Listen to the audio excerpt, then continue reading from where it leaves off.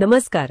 आज आपण एका अत्यंत विशेष आणि दुर्मिळ अशा देवस्थानाबद्दल बोलणार आहोत. नमस्कार. श्री दत्तावधूत मठ. दत्त महाराज एकमुखी रूपात आहेत आणि अनघा देवींसोबत विराजमान आहेत. आणि सगळ्यात आश्चर्यकारक गोष्ट म्हणजे एकाच मूर्तीमध्ये ब्रह्मा, विष्णू आणि महेश यांचं एकत्रित स्वरूप आहे. आणि हे उंबराच्या झाडाखाली आहे. औदुंबर वृक्ष दत्त संप्रदायात महत्वाचा मानला जातो आणि हे एक जागृत स्थान म्हणून ओळखलं जातं. एकाच मूर्तीत त्रिदेव हे खरंच खूपच वेगळं आहे.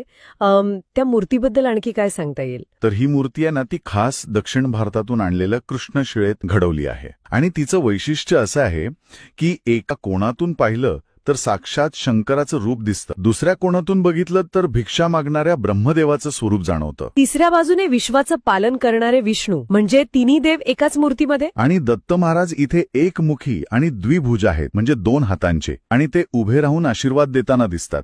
म्हणजे केवळ दर्शन घेतानाही तिन्ही देवांचं स्मरण होतं. खूपच छान.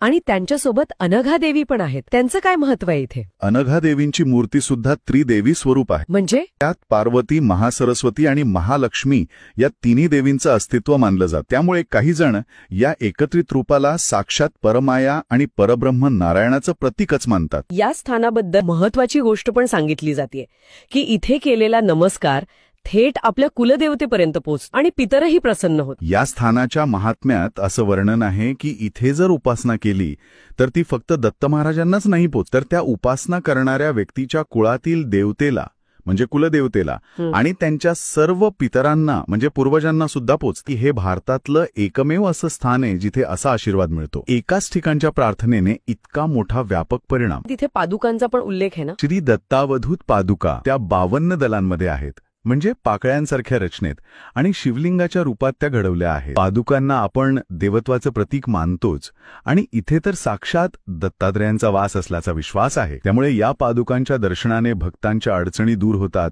आणि इच्छा पूर्ण होतात. अजून एक थोडी गूढ वाटणारी गोष्ट, जिवंत समाधी. इथे सद्गुरू श्री रामचंद्र महाराजांनी वसंत पंचमीच्या दिवशी 1.5 पुरुष खोल पाण्यात बसून जिवंत समाधी घेतली. जिवंत समाधी ही म्हणजे देह त्यागण्याची एक योगिक प्रक्रिया असते. त्यांची भूगर्भ समाधी म्हणजे जमिनीखाली असलेली समाधी इथे आहे आणि त्यामुळे सुद्धा हे स्थान अधिक जागृत मानलं जातं. हे स्थान राजापूर स्टेशन पासून अगदी जवळ आहे, म्हणजे 2 किलोमीटरवर, आणि मुंबई गोवा हायवे पासून साधारण 15 किलोमीटर अंतरावर आहे. म्हणजे कोकणात जाणाऱ्यांसाठी अगदी सहज पोहोचण्यासारखं आहे हे ठिकाण. आणि तिथे स्वामी निक्रे म्हणून आहेत, त्यांच्याशी संपर्क साधून अधिक माहिती किंवा दर्शनासाठी विचारणा करता येऊ शकते. तर हे निक्रे येथील श्री दत्तावधूत मठ खरंच अनेक वैशिष्ट्यांनी परिपूर्ण आहे म्हणायला हवं. एकमुखी दत्त, त्यात त्रिदेव, मग अनघा देवींमध्ये त्रिदेवी, कुलदेवता आणि पितरांपर्यंत पोहोचणारा नमस्कार, विशेष पादुका आणि जिवंत समाधीस्थळ. आणि ह्या सगळ्याचं मूळ कदाचित त्या एका संकल्पनेत असावं